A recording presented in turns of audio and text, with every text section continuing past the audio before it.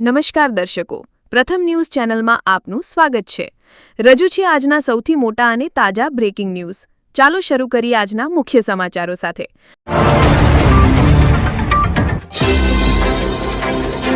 સૌરાષ્ટ્ર અને ઉત્તર ગુજરાતના ખેડૂતો ધીમે ધીમે કપાસની ખેતી છોડી રહ્યા છે। તેવામાં કેન્દ્ર સરકારે 1 જૂનથી રૂની આયાત ડ્યુટી 5 મહિના સુધી નાબૂદ કરવાનો નિર્ણય લેતા કપાસ પકવતા ખેડૂતોએ નારાજગી વ્યક્ત કરી। પક્ષીઓની હલચલ જોઈને આંબાલાલ પટેલે કરી ચોમાસાની આગાહી। સમડીના ગુમરાવા અંગે કહી મોટી વાત। દેશના 19 રાજ્યોમાં ભારે વરસાદ અને વાવાઝોડાનું એલર્ટ પણ આવી ગયું છે। મોંઘવારીનો ઝટકો। કોમર્શિયલ એલપીજી સિલિન્ડરમાં 42 રૂપિયા અને 5 કિલોવાળામાં 11 રૂપિયાનો તોતિંગ વધારો।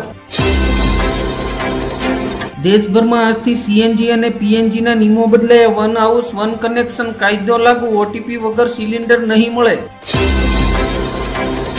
પીએમ સ્વનિધિ યોજના 2030 સુધી લંબાવાઈ। લારી અને ગલ્લા ધારકોને મળશે વિના guarantee loan.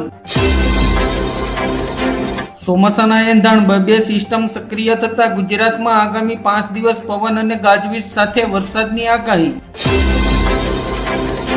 PM Kisan Samman Nidhi યોજનાના લાભાર્થીઓએ 30 જૂન સુધીમાં ઈ-કેવાયસી કરાવવાનું રહેશે, નહીતર 2000 રૂપિયાનો હપ્તો અટકી જશે।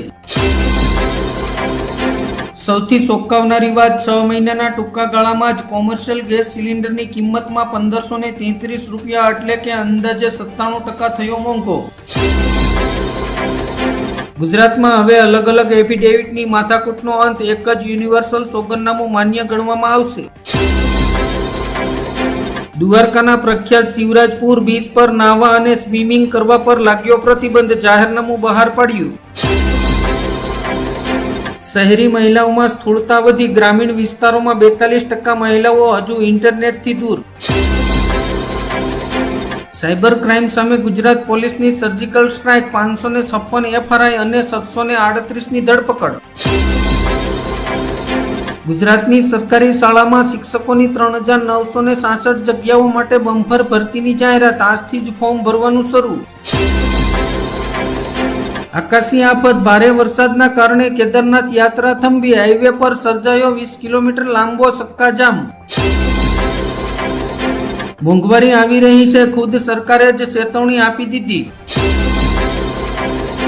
2300 કરોડનો માસ્ટર પ્લાન, સિનાબ નદીનું પાણી હવે પાકિસ્તાન નહીં પહોંચે। ભારત સરકાર પર્વતો ચીરીને બનાવશે 8.7 કિલોમીટરની લાંબી ટનલ।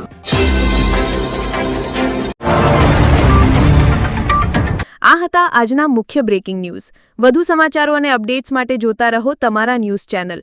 અમને સબસ્ક્રાઇબ કરવાનું ભૂલશો નહીં અને બેલ આઇકન દબાવો, જેથી તમને નવા વિડીયોની નોટિફિકેશન મળતી રહે। ફરી મળીશું નવા સમાચારો સાથે। શુભકામનાઓ।